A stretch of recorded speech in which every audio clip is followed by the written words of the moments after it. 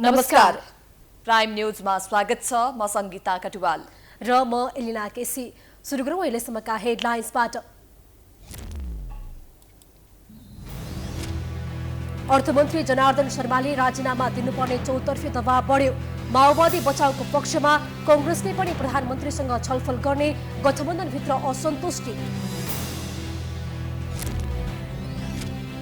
सहमतिमै भोलि माओवादी पदाधिकारी टुङ्गो लगाउने खुमलटार बैठकको निर्णय। महासचिवको विषय पेचिलो। पदाधिकारीको नाम प्रस्ताव गर्ने जिम्मा प्रचण्डलाई।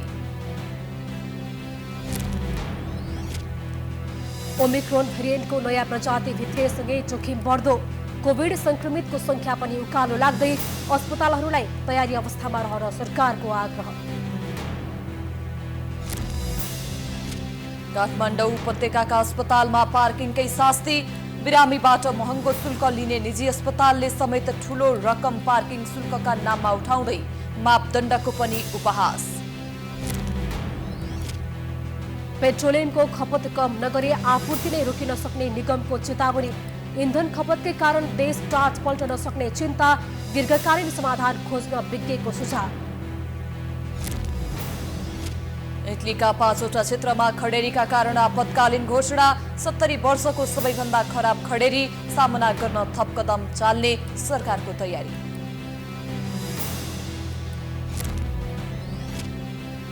र क्यानाडा भ्रमणमा रहेको नेपाली राष्ट्रिय क्रिकेट टोलीले आज क्यानाडासँग प्रतिस्पर्धा गर्दै नेपाली समयअनुसार खेल राति 9:45 बजे सुरु हुने।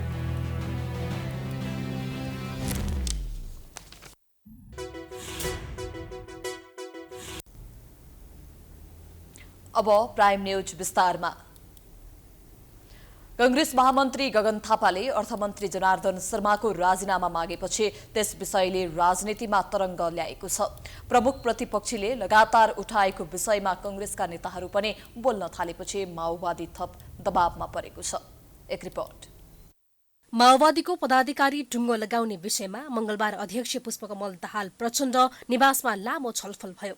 पार्टीको आन्तरिक विषयका साथै अर्थमन्त्री जनार्दन शर्माको विषय पनि बैठकमा उठ्यो। बैठकपछि नेताहरूले प्रतिक्रिया दिँदा अर्थमन्त्रीको बचाउ गर्ने निर्णय भएको बताए पनि अध्यक्ष प्रचण्ड पनि के गर्ने भन्ने विषयमा अझै प्रष्ट छैनन्। यस विषयमा उनले प्रधानमन्त्री शेरबहादुर देउवा र सभामुख अग्निप्रसाद सापकोटासँग परामर्श गर्ने भएका छन्।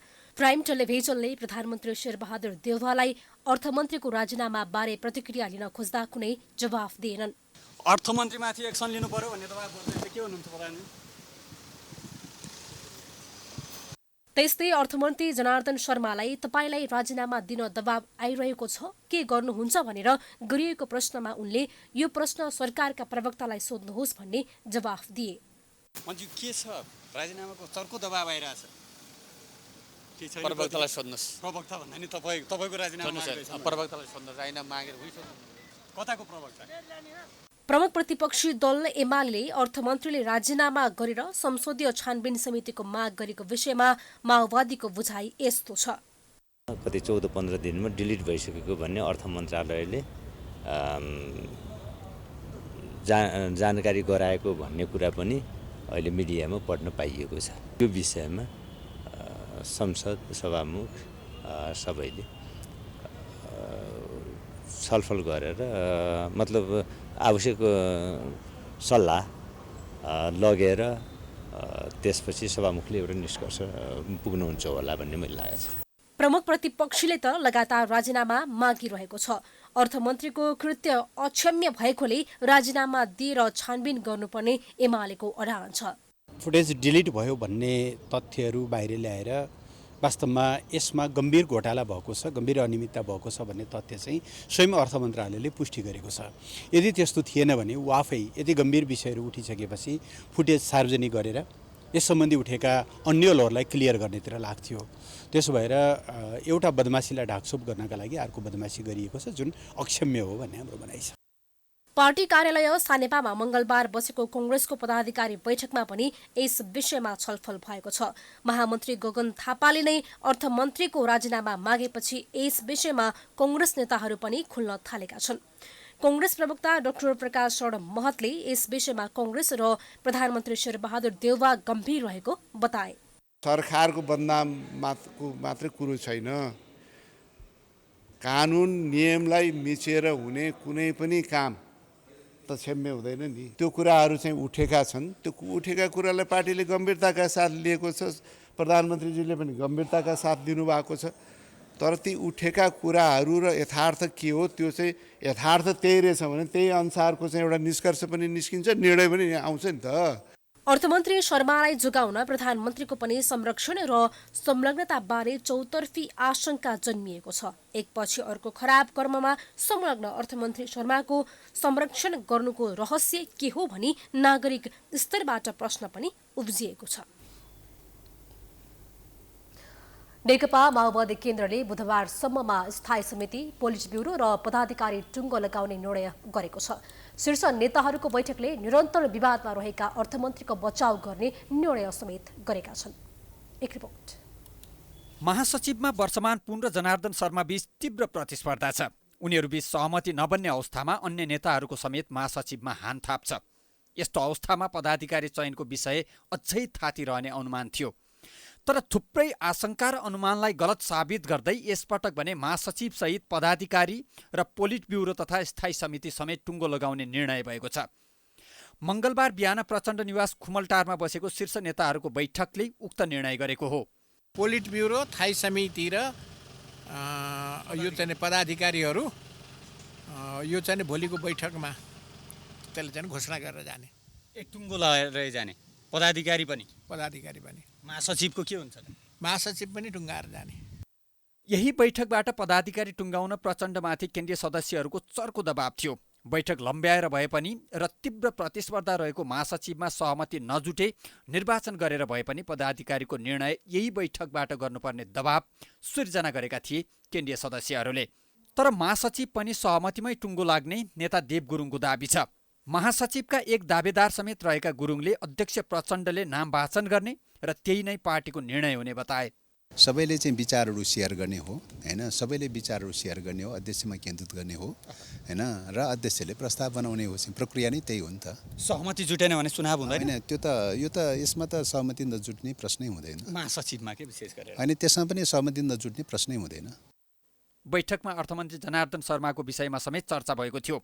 बजेट निर्माण प्रक्रियामा अर्थ मन्त्रालयसँग असम्बन्धित व्यक्तिलाई मन्त्रालय छिराएर करका दर हेरफेर गरेको गम्भीर आरोप लागेका शर्मा अहिले चौतर्फी दबावमा छन्। मन्त्रालयले सीसीटीभी फुटेज समेत डिलिट भएको बताएपछि उनीमाथि थप प्रश्न र आशंका बढेको छ। प्रमुख प्रतिपक्षी दल नेकपा एमालेका अध्यक्ष केपी शर्मा ओलीले सोमबार संसदमा बोल्दै अर्थमन्त्रीको राजीनामा मागेका थिए। प्रतिपक्षी दल मात्रै होइन, सत्ता गठबन्धनको प्रमुख घटक सरकारको नेतृत्व गरिरहेको पार्टी नेपाली काङ्ग्रेसमा पनि अर्थमन्त्रीले राजीनामा गर्नुपर्ने माग बढ्दै गएको छ। अझ कङ्ग्रेस महामन्त्री गगन थापाले त अर्थमन्त्रीले नैतिकताको आधारमा राजीनामा गर्नुपर्ने, अन्यथा प्रधानमन्त्रीले उनलाई हटाउनुपर्ने माग नै राखे। त्यसैले पछिल्लो पटक सीसीटीभी प्रकरणले पार्टी थप दबावमा छ। तर पार्टीका शीर्ष नेताहरूको बैठकले भने त्यस्तो अवस्थामा पनि अर्थमन्त्रीको बचाउ गर्ने निर्णय गरेको छ। अर्थमन्त्रीको विषयमा केही कुरो भयो अनि त्यो छलफल हुन्छ। अहिले चाहिँ केही भयो भएन? केही पनि भएको छैन, विषय प्रवेशै भएन होइन। हामी डिफेन्स गर्ने कुरो छ। उहाँले ठिकै गर्नुभयो भन्ने हो। मंगलबार शीर्ष नेताहरूको बैठकले गरेका दुईवटा निर्णयहरूमध्ये पार्टीका सबै कमिटीलाई पूर्णता दिने निर्णयले पार्टीमा नयाँ आशाको सञ्चार हुने माओवादीको दाबी छ। तर अर्को निर्णय अर्थात् अर्थमन्त्रीको बचाउ गर्ने निर्णयले पार्टीको आलोचना हुने निश्चित छ।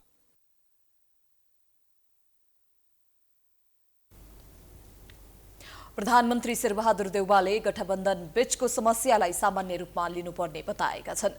गिरिजाप्रसाद कोइराला श्रमिक स्मृति भवन अनामनगरमा निर्माण गरिएको कोइरालाको शालिग अनावरण गर्दै प्रधानमन्त्री देउवाले आफ्नै पार्टीभित्र पनि समस्या हुने गरेको भन्दै विभिन्न पार्टी मिलेर बनेको गठबन्धनभित्रको समस्या हुनु स्वाभाविक भएको धारणा राखे।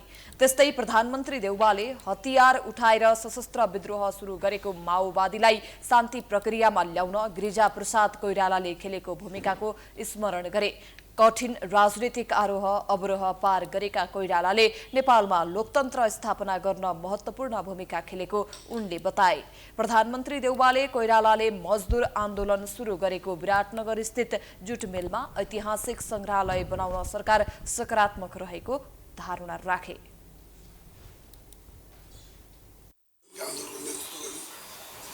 राजनीतिक जीवन सुरु गर्नुभएको थियो। 2004 सालमा कोइरालाले नेपाल मजदुर काङ्ग्रेसको स्थापना गर्नुभएको थियो, जुन पछि नेपाल ट्रेड युनियन काङ्ग्रेसको रूपमा परिणत भएको थियो। कार्यक्रममा कांग्रेस उपसभापति धनराज गुरुङले संविधानको रक्षाका लागि गठबन्धनलाई सही ढंगले अगाडि बढाउनुपर्ने उल्लेख गरे। उपसभापति गुरुङले स्वर्गीय कोइराला कुशल संगठनकर्ता भएको स्मरण गरे। आज यही गाडी दिशा लिएर अघि बढ्नुपर्ने अवस्था छ। त्यसो भएको कारणले गर्दा निवेदन गर्न चाहे मैले कि कुशलताका साथ सकुशलताका साथ आउने मङ्सिरतिर सायद मलाई लाग्छ हामी जहाजलाई अवतरण गर्न सक्छौं भन्ने मलाई विश्वास छ। त्यस्तै नेपाल ट्रेड कांग्रेसका अध्यक्ष पुष्कर आचार्यले मजदुरको हक अधिकार रक्षाका लागि नेपाल ट्रेड युनियन कांग्रेसले महत्त्वपूर्ण भूमिका खेलेको धारणा राखे।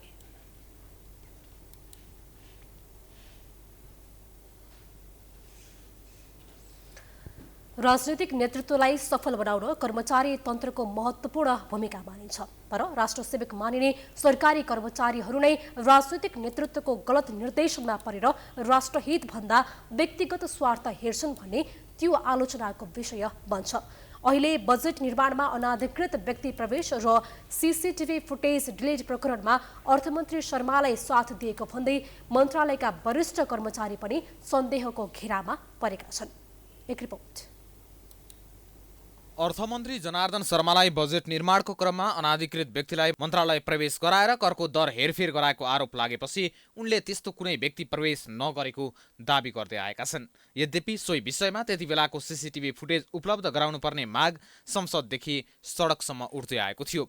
अझै सूचनाको हक प्रयोग गरेर अर्थ मन्त्रालयको सीसीटीभी क्यामेराको फुटेज माग्दा 13 दिनसम्मको फुटेज मात्र अभिलेखमा रहने अर्थ मन्त्रालयको जवाफले यस विषयलाई अझै पेचिलो बनाएको छ। बजेट निर्माण जस्तो आर्थिक गोपनीयता राख्नुपर्ने संवेदनशील विषयमा नेतृत्वकर्ता नै सजग नहुनु, नेतृत्वकर्तालाई कर्मचारीले पनि गलत भएको भन्न नसक्नु कर्मचारीको पनि अक्षम्य गल्ती भएको पूर्व प्रशासकहरू बताउँछन्। सरकारबाट कर्तव्यनिष्ठ र कामप्रति पूर्ण जिम्मेवार भन्दै शपथ खाएका कर्मचारी प्रशासकहरूले अनाधिकृत व्यक्ति प्रवेश गरेदेखि सीसीटीभी फुटेजसम्मको विषयमा पनि आरोपित मन्त्रीलाई साथ दिनु कर्तव्यबाट भागेको कर्मचारीको संज्ञा दिन्छन् पूर्व प्रशासक उमेश मैनाली।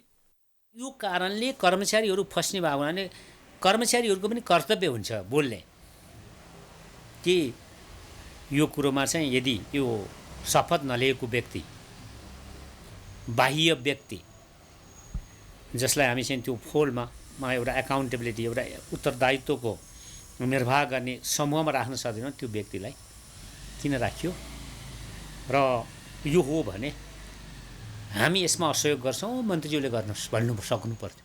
त्यसो त योभन्दा अगाडिका केही प्रशासकले नेतृत्वकर्ताले गलत गरेको भन्दै राजीनामा दिएको दृष्टान्त छ। तत्कालीन अर्थमन्त्री भरत मोहन अधिकारीले करका दर बजेट अघि नै सञ्चार माध्यममा चुहाएको विषयमा प्रश्न उठाउँदै तत्कालीन अर्थ सचिव रामेश्वर खनालले राजीनामा नै दिएका थिए। त्यस्तै 2036 सालको पञ्चायतको चुनावमा पञ्चायत जिताउन तत्कालीन प्रधानमन्त्री सूर्यबहादुर थापाले देशको ढुकुटीबाट रकम निकाल्नुपर्ने बताएका बेला त्यसलाई अस्वीकार गर्दै तत्कालीन अर्थ सचिव देवेन्द्र राज पाण्डेले पनि राजीनामा दिएका थिए। यी त केही उदाहरण मात्र भए, तर राष्ट्रको भन्दा पनि आफ्नो निहित स्वार्थ हेर्ने मात्र कर्मचारीका कारण समग्र कर्मचारी तन्त्रलाई नै कमजोर बनाएको मैनालीको तर्क छ। यी सबै चिजले राष्ट्रलाई नै अहित गर्छ भने ती सबैलाई अवज्ञा गर्ने त्यो खालको गट डिसिजन भन्छौँ हामी। गट डिसिजन सब्जेक्टिभ रूपमा सोचेर गट डिसिजन दिने कुराहरू हामी साथीहरूले सोचेनौँ भने हामीहरूलाई कसैले सम्झिँदैन, हामीले आफ्नो ड्युटी निर्वाह गरेको पनि सम्झिँदैन होइन। त्यसैले के हुन्छ भने यस्ता गल्ती गर्नु हुँदैन। यो ब्युरोक्रेसी खतम भयो, कमजोर भइसक्यो। हामी पनि कमजोर थियौँ होला, मैले उल्का गरी भने आएन, तर यति कमजोर थिएन। बजेट निर्माणका क्रममा अर्थ सचिव मधु मरासिनी, अर्का राजस्व सचिव कृष्णहरि पुष्कर संलग्न थिए। अर्थमन्त्री शर्माको गैरकानुनी निर्णयमा उनीहरूले पनि लाहाछाप लगाएको भन्दै आलोचना हुने गरेको छ। सीसीटीभी फुटेज डिलिट भएको विषयमा पनि अर्थ मन्त्रालयका वरिष्ठ कर्मचारीले अडान राखेको भए मन्त्रीको निर्देशनमा मात्रै त्यस्तो परिस्थिति उत्पन्न नहुने पूर्व प्रशासकहरू बताउँछन्। कतिसम्म भने बजेट निर्माणका क्रममा बाहिरका व्यक्ति प्रवेश गराएर हस्तक्षेप गरिएको विषयमा एक कर्मचारीले काङ्ग्रेस लगायतका दलका शीर्ष नेतालाई जानकारी गराएको भए पनि उनीहरू पनि मौन बसेको विषय पनि स्रोतले बताएको छ।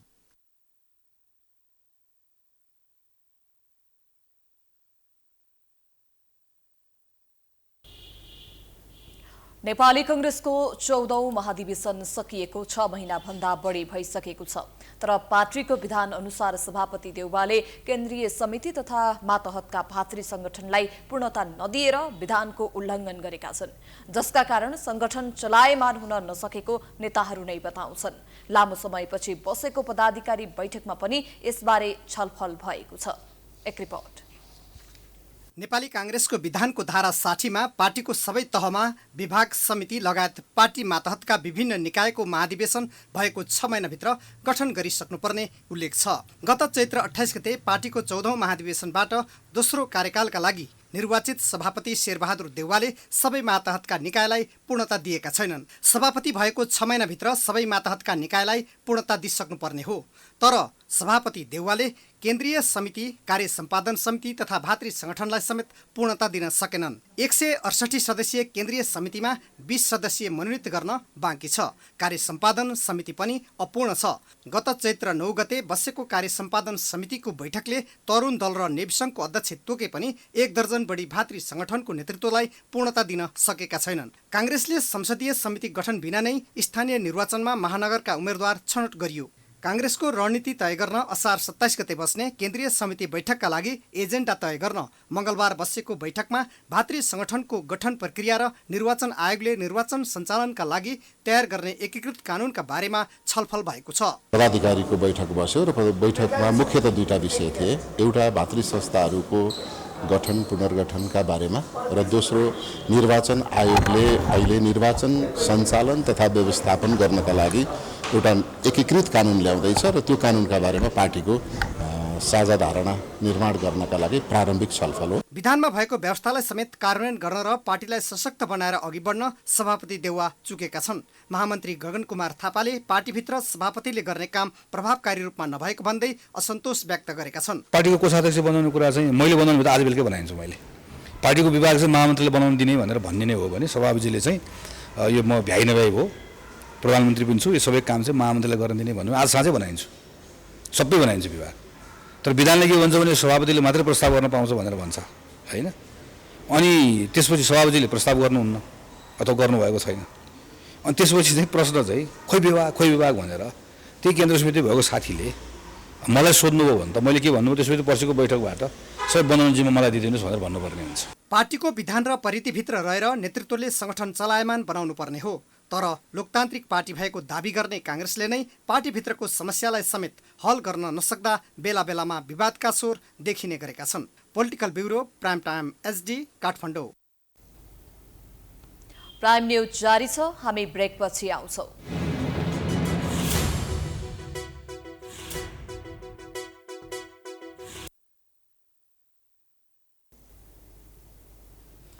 ब्रेकपछि स्वागत छ। अब बाँकी न्यूज। सरकारले प्रतिनिधि सभामा विचाराधीन रहेको नागरिकता सम्बन्धी विधेयक फिर्ता लिएको छ। मंगलबार बसेको मन्त्री परिषद बैठकले नागरिकता विधेयक फिर्ता लिने निर्णय गरेको हो। सरकारले 2075 सालमै ल्याएको नागरिकता विधेयकमा प्रतिनिधि सभाको राज्य व्यवस्था तथा सुशासन समितिले छलफल सकेर बहुमतले प्रतिवेदन पारित गरी प्रतिनिधि सभा बैठकमा पेश गरिसकेको छ। तर उक्त विधेयकमा नेपाली पुरुषसँग विवाह गरेर आउने विदेशी महिलालाई तत्कालै नागरिकता दिने वा 7 वर्षपछि दिने भन्ने विषयमा विवाद कायमै छ। नागरिकता विधेयक पारित नहुँदा जन्मका आधारमा नेपाली नागरिकता पाएका नागरिकको सन्तानले नागरिकता पाउन सकेका छैनन्।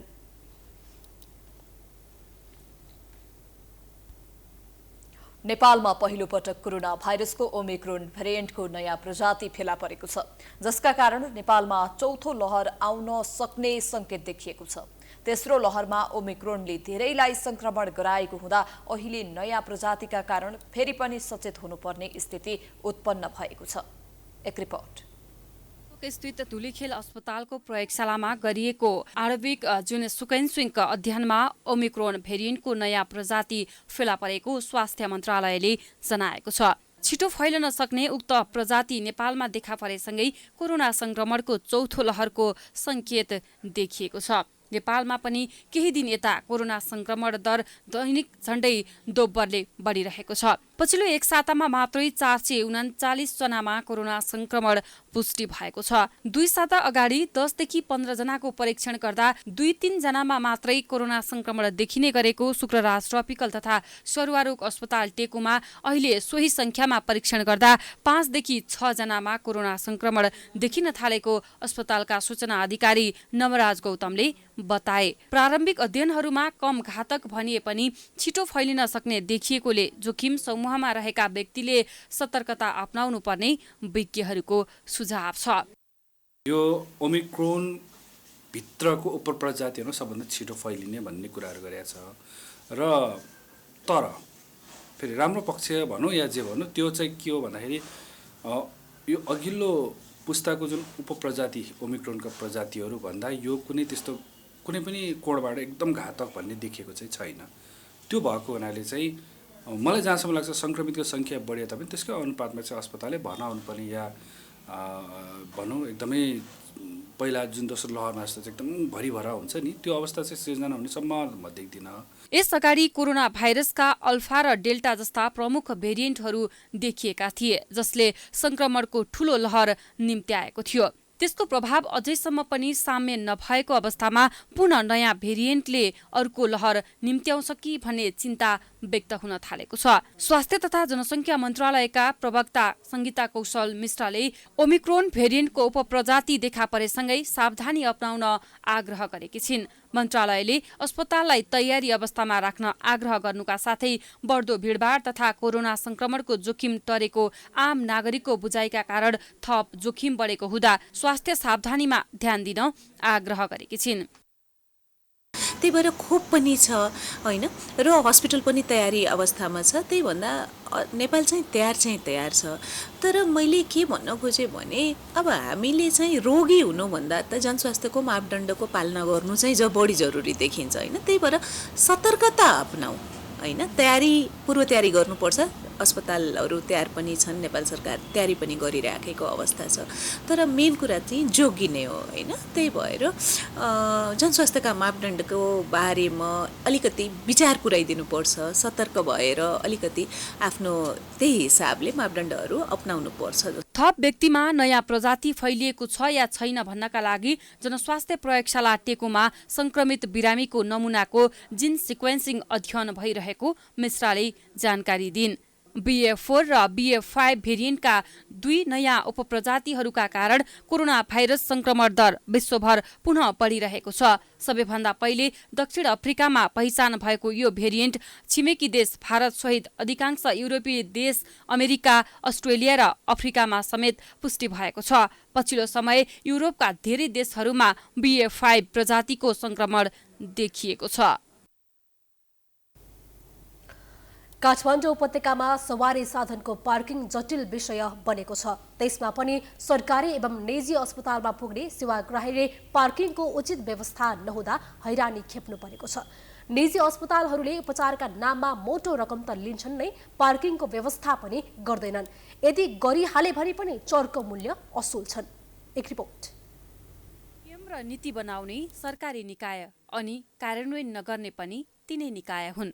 सरकारले जति नीति नियम मापदण्ड बनाउँछ त्यसको प्रभावकारी कार्यान्वयन भएको पाइँदैन। त्यस्तै विषय हो सामान्य लाग्ने तर ठूलो समस्या अस्पतालमा जानेहरूले भोगेका पार्किङको समस्या।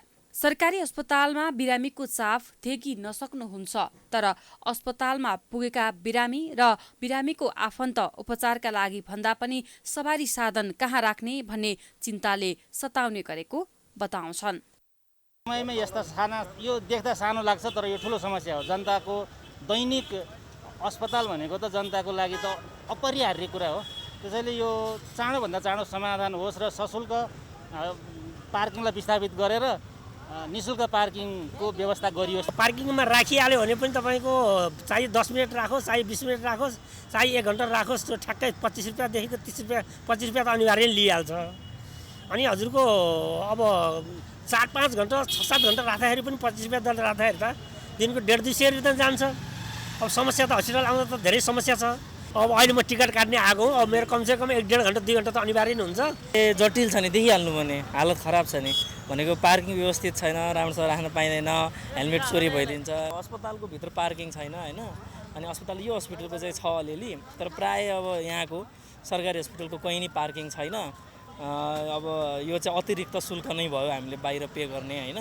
स्वास्थ्य संस्था स्थापना सञ्चालन तथा स्तर उन्नति मापदण्ड सम्बन्धी निर्देशिका 2070 अस्पतालहरूमा सवारी साधन पार्किङको पर्याप्त व्यवस्था भएको हुनुपर्ने उल्लेख छ।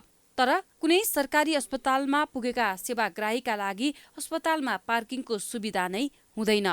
अस्पतालमा पुगेकाहरूले अस्पताल परिसरभित्र सवारी साधन लगिहाले भने पनि सुरक्षाकर्मीले फर्काइदिने गरेको छ। कतै अस्पताल छिर्ने गेटैमा यस्तो सूचना राखिएको पाइन्छ।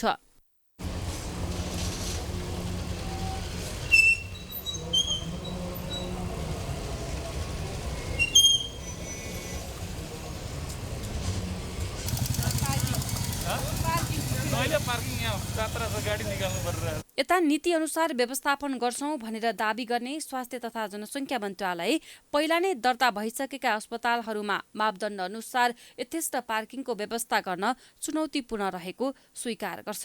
तर अस्पतालहरूमा ठूलो समस्याको रूपमा देखा परेको सवारी साधन पार्किङको व्यवस्थापनका लागि मन्त्रालयले चासो लिएको छ।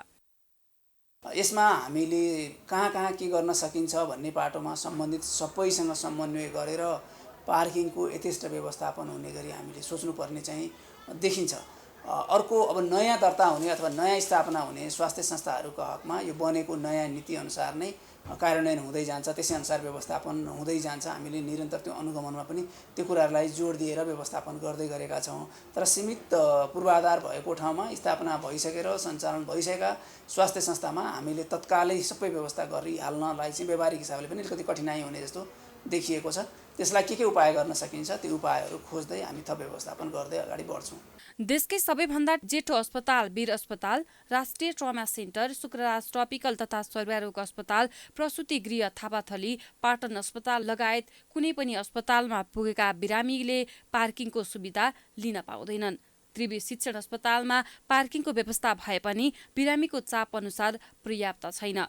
सुविधा सम्पन्न मानिएको निजी अस्पतालहरूमा समेत बिरामीसँग उपचारका लागि महँगो शुल्क लिने अनि बिरामीले सवारी साधन पार्किङ गरे बापत छुट्टै शुल्क बुझाउनु पर्ने अवस्था छ। सहर बजारमा पार्किङको ठूलो समस्याको रूपमा मानिए पनि स्वास्थ्य सेवा प्रवाह गर्ने संस्थाहरूले भने सामान्य जस्तो लाग्ने तर ठूलो समस्याको रूपमा रहेको पार्किङको व्यवस्थापनका लागि ध्यान दिनैपर्छ।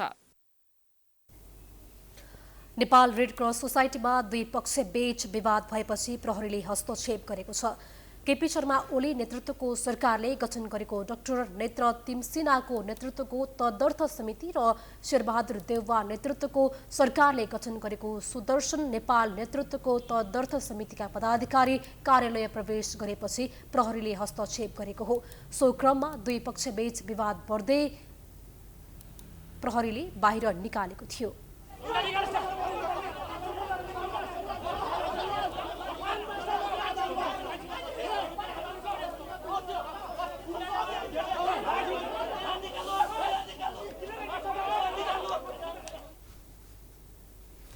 देउवा सरकारले तदर्थ समिति भङ्ग गरिदिएपछि तिमसिना पक्ष सर्वोच्च गएको थियो। सर्वोच्चले दुवै पक्षलाई असार 27 अदालतमा उपस्थित हुन आदेश दिएको छ। अदालतको अल्पकालीन आदेशसँगै तिमसिना पक्षले काम गर्न पाउनुपर्ने भन्दै कार्यालय प्रवेश गर्न खोजेको थियो। दुई पक्षबीच थप तनाव उत्पन्न हुन नदिन मंगलबार रेड क्रसमा ठूलो संख्यामा प्रहरी तैनात गरिएको थियो।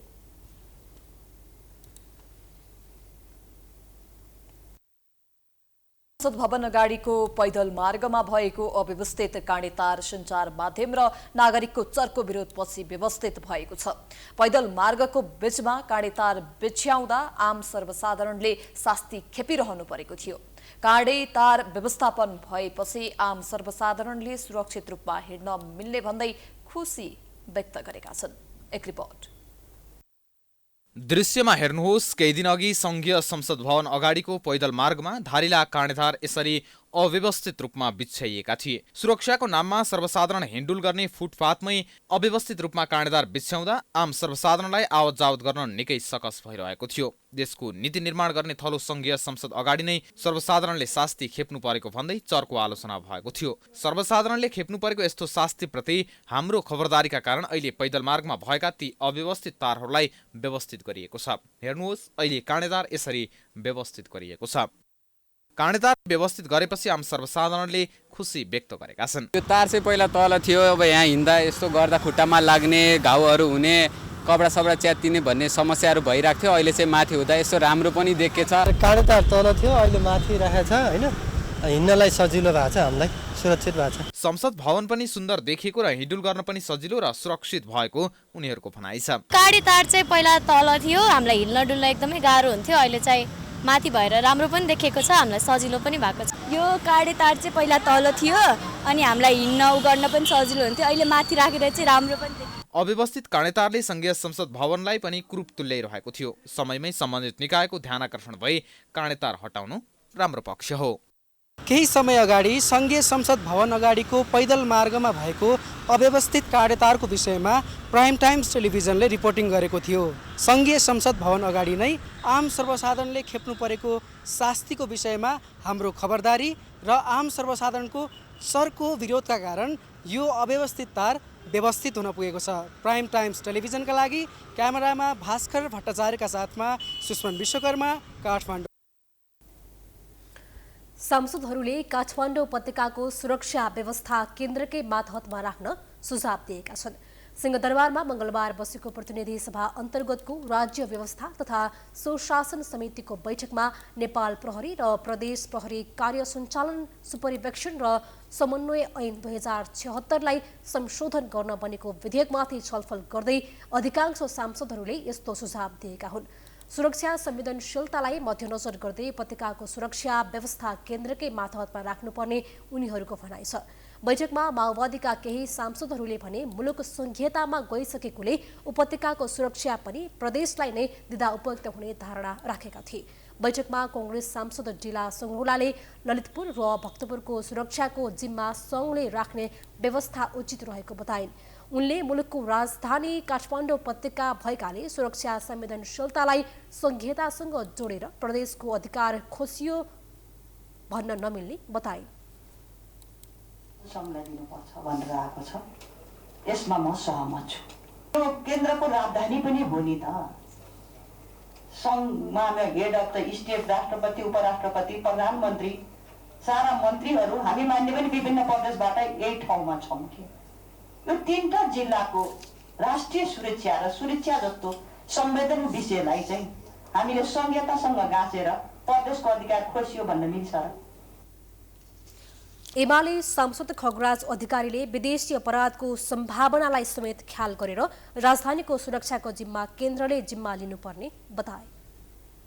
जस्तै अमेरिकी सहायक विदेश मन्त्री आउँदाखेरि गृहमन्त्रीको बालको थाल उतार्न हामी तर्क गर्ने मान्नेले पनि मैले पनि होइन, किन शिविरमा लिएर गएको भनेर गृह सचिवले पनि कान ठाडा गर्नुपर्ने, आइजिपीले सुन्नुपर्नेसम्म बनायो।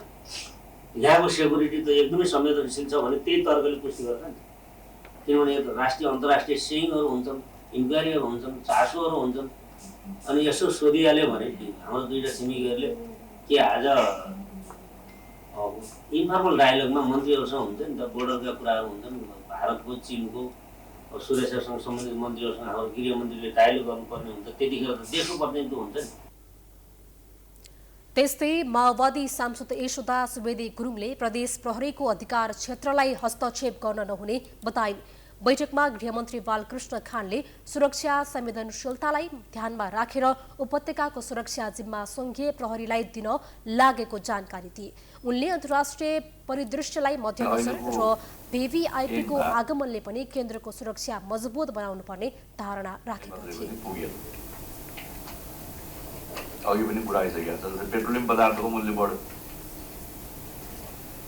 स्वाभाविक रूपमा चाहिँ नि जनताले त्यो मूल्य वृद्धि गरेको केही विरोध त गर्ने हुनुभयो, या सुरक्षाको व्यवस्थाका लागि लाठीचार्ज गर्ने हो।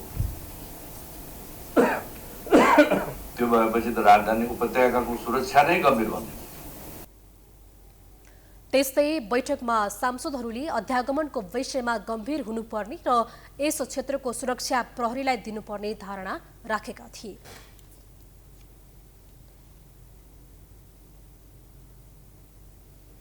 प्राइम न्यूजको सिलसिला अझै जारी छ, हामी ब्रेक पछि आउँछौं।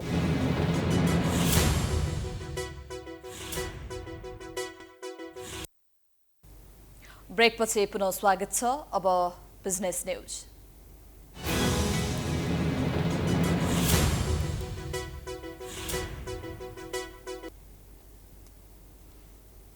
अन्तर्राष्ट्रिय बजारमा निरन्तर इन्धनको मूल्य उकालो लागेसँगै नेपाल आयल निगमको घाटा पनि निरन्तर बढिरहेको छ। त्यही अवस्थालाई सन्तुलित गर्न आयल निगमले सरकारलाई केही सुझाव दिँदै इन्धन खपत कम गर्न तत्काल कदम चाल्न आग्रह पनि गरेको छ। निगमको निरन्तरको छटपटीसँगै कतै नेपालले पनि श्रीलङ्काकै नियति त भोग्ने होइन भन्ने आशंका उब्जिएको छ। एक रिपोर्ट।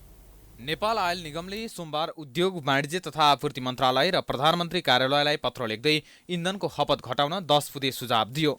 सुझावसँगै निगमले इन्धन आपूर्तिमा समस्या आउन सक्ने चेतावनी दिएसँगै इन्धनकै कारण देश कतै श्रीलङ्का पथमा त छैन भन्ने आशंका उब्जिएको छ। आयल निगमका अनुसार चालु आर्थिक वर्षमा मात्रै इन्धन आयातमा 55 अर्ब रुपियाँ नोक्सानी भएको छ। निगमको नाफा, मूल्य स्थिरीकरण कोष र उक्त रकम बैंक निक्षेपमा राखे बापत प्राप्त हुने आम्दानी सबै सकिएको छ। दैनिक 1 देखि 1.5 अर्ब रुपियाँको इन्धन बिक्रीले आयात गरेको इन्धनको मूल्य पनि तिर्न नसक्ने अवस्थामा निगम पुगेको छ। निगमका सहप्रवक्ता पुष्कर कार्कीका अनुसार इन्धन खरिद बापत आइओसीलाई भुक्तानी गर्नुपर्ने रकम 30 अर्ब पुगेको छ। त्यसैले आफूहरूले सरकारसँग इन्धन खपत गर्नको लागि सुझाव दिएको निगमको भनाइ छ। उपभोक्तादेखि सरकारले समयमा नै इन्धन खपत कम गर्ने उपाय नअपनाए इन्धनको आपूर्ति नै रोकिन सक्ने निगम बताउँछ। यो आर्थिक वर्षको चाहिँ 11 महिनाको अवधिमा आयल निगमले करिब 52 अर्ब रुपियाँ चाहिँ नोक्सानी बेहोरिसकेको छ भने नेपाल आयल निगम नोक्सानी बेहोर्नु भनेको चाहिँ राष्ट्रको चाहिँ विदेशी मुद्रा संस्कृतिमा चाहिँ घट्दै जानु हो, असर पर्नु हो, प्रभाव पर्नु हो। तसर्थ हामीले चाहिँ नेपाल आयल निगम लगायत नेपालकै अवस्था चाहिँ पछि समस्या नआओस् भनेर चाहिँ नेपाल सरकारले चाहिँ विभिन्न 10 वटा बुदाहरूमा चाहिँ पेट्रोलियम पदार्थको खपत कसरी कम गर्ने भनेर चाहिँ हिजो चाहिँ वाणिज्य आपूर्ति मन्त्रालय मार्फत चाहिँ सुझाव दिएका छौँ। त्यो सुझाव चाहिँ नेपालमा चाहिँ कार्यान्वयन हुनु चाहिँ आवश्यकै छ। निगमले इन्धन खपत कम गर्न सवारी साधनमा इन्धनका लागि कोटा प्रणालीदेखि जोरबिजोर लागू गर्न सरकारलाई आग्रह गरेको छ। सरकारले हटाएको आइतबार सार्वजनिक बिदाको व्यवस्था पुनः लागू नगरी नहुने अवस्था आएको पनि निगमले जनाएको छ। निगमले सरकारलाई पठाएको सुझावमा डिजेल र पेट्रोल गाडीको आयात प्रतिबन्ध गर्न, सरकारी, निजी र 2 पाङ्ग्रे सहितका सबै खाले सवारी साधन पूर्ण क्षमतामा सञ्चालन गर्न, जोरबिजोर प्रणाली कार्यान्वयनमा ल्याउन, छोटो दूरीमा सवारी साधनको प्रयोग नगर्न, ढुवानीका सवारी साधनहरू पूर्ण क्षमतामा चलाउने व्यवस्था गर्न पनि सरकारलाई आग्रह गरेको छ। देशको अर्थतन्त्र, महँगी लगायतका विषय यही इन्धनसँग नै जोडिने भएकाले अर्थतन्त्र सुधार्नका लागि तत्काल केही पहल गर्नुपर्ने अर्थविदको तर्क छ। अर्थविद दिपेन्द्र बहादुर छेत्रीका अनुसार अहिलेको इन्धन खपतको अवस्था अत्यन्तै चिन्ताजनक रहेको र यसमा सरकारले तत्काल केही कदम नचाल्ने हो भने देशको अवस्था अत्यन्तै नाजुक हुनेछ। व्यक्तिहरू के भयो भने मैले पैसा तिर्छु भनेपछि तिमीले आपूर्ति किन नगर्ने भनेर घुर्की पनि लाउँछन्। अब त्यस्ताहरूको लागि पनि डुएल प्राइस राख्न सकिने अवस्था हुन्छ कि कुपन सिस्टम गरिदियो, एकै दिनमा 2 चोटि 3 चोटि उसले लिँदो रहेछ भने त्यसमा मूल्य वृद्धि गरिदिँदै जाने कि रेकर्ड राख्न सक्नुपर्ने भयो। त्यो कुरो चाहिँ आफ्नो ठाउँमा छ। केही न केही उपाय नगर्ने हो भनेदेखि हामीले पनि निरन्तर रूपमा यो पेट्रोलियम प्रोडक्ट्सको चाहिँ नियमित रूपले चाहिँ आपूर्ति गर्न सक्ने परिस्थिति बन्दैन जस्तो लाग्छ। त्यसो त आयल निगमको सुझावलाई मध्यनजर गर्दै सरकारले जेठ 1 देखि मसान्तसम्म लागू गरेको हप्ताको 2 दिने बिदाले 13% पेट्रोल र 4% डिजलको खपत कम भएको दावी निगमको छ। यद्यपि अहिलेको सुझावलाई पनि तत्कालीन भन्दा पनि दीर्घकालीन रूपमा कसरी कार्यान्वयन गर्न सकिन्छ र इन्धनको खपत कसरी कम गर्न सकिन्छ भन्ने विषयमा सरकारले तत्काल केही कदम चाल्न जरुरी छ।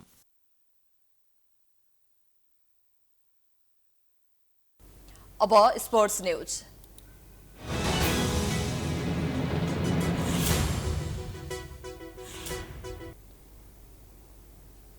क्यानाडा भ्रमणमा रहेको नेपाली राष्ट्रिय क्रिकेट टोलीले आज घरेलु टोलीको सामना गर्दैछ। पहिलो एकदिवसीय अन्तर्राष्ट्रिय अन्तर्गत नेपालले आज क्यानाडाको सामना गर्न लागेको हो। किङ्स सिटी स्टेडियममा हुने खेल नेपाली समयअनुसार राति 9:45 बजे सुरु हुनेछ। 2 खेलको एकदिवसीय सिरिजका लागि क्यानाडा पुगेको नेपाल पहिलो खेलमा जित निकाल्दै सिरिजमा सुखद सुरुवात गर्न चाहन्छ। क्यानाडा पनि नेपाललाई हराएर घरेलु सिरिजमा सुखद सुरुवातको योजनामा हुनेछ। नेपाल र क्यानाडा बीचको दोस्रो एकदिवसीय खेल भोलि हुनेछ। विश्वकप लेग 2 अन्तर्गत स्कटल्याण्डमा आयोजना हुने त्रिकोणात्मक एकदिवसीय सिरिज अघि नेपालले क्यानाडाको भ्रमण गरेको हो। यसअघि नेपाली टोलीले स्थानीय ओन्टारियो क्लबसँग 2 अभ्यास खेल खेलेको थियो। दुवै खेल नेपालले जितेको थियो। क्यानाडासँगको सिरिजपछि नेपाली टोली स्कटल्याण्ड प्रस्थान गर्नेछन्। नेपालले स्कटल्याण्डमा हुने लेग 2 अन्तर्गतको सिरिजमा घरेलु टोली र नामिबियासँग खेल्नेछ।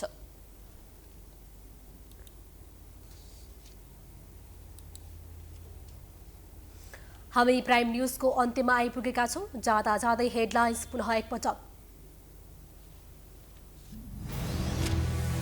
अर्थमन्त्री जनार्दन शर्माले राजीनामा दिनुपर्ने चौतर्फी दबाव बढ्यो। माओवादी बचाउको पक्षमा कांग्रेसले पनि प्रधानमन्त्रीसँग छलफल गर्ने गठबन्धनभित्र असन्तुष्टि। सहमतिमै भोलि माओवादी पदाधिकारी टुङ्गो लगाउने खुमलटार बैठकको निर्णय। महासचिवको विषय पेचिलो। पदाधिकारीको नाम प्रस्ताव गर्ने जिम्मा प्रचण्डलाई। ओमिक्रोन भेरिएन्टको नयाँ प्रजाति भित्रेसँगै जोखिम बढ्दो। कोभिड संक्रमितको संख्या पनि उकालो लाग्दै अस्पतालहरूलाई तयारी अवस्थामा रहन सरकारको आग्रह। काठमाडौँ उपत्यकाका अस्पतालमा पार्किङकै शास्ति। बिरामीबाट महँगो शुल्क लिने निजी अस्पतालले समेत ठूलो रकम पार्किङ शुल्कका नाममा उठाउँदै मापदण्डको पनि उपहास। पेट्रोलियमको खपत कम नगरी आपूर्ति नै रोकिन सक्ने निगमको चेतावनी। इन्धन खपतकै कारण देश टाढ पल्टन सक्ने चिन्ता। दीर्घकालीन समाधान खोज्न विज्ञको सुझाव। इटलीका 5वटा क्षेत्रमा खडेरीका कारण आपतकालीन घोषणा। 70 वर्षको सबैभन्दा खराब खडेरी सामना गर्न थप कदम चाल्ने सरकारको तयारी।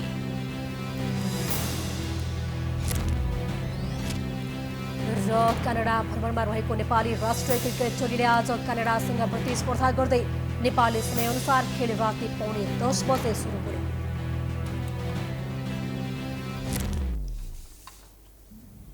प्राइम न्यूज अहिलेलाई सकियो।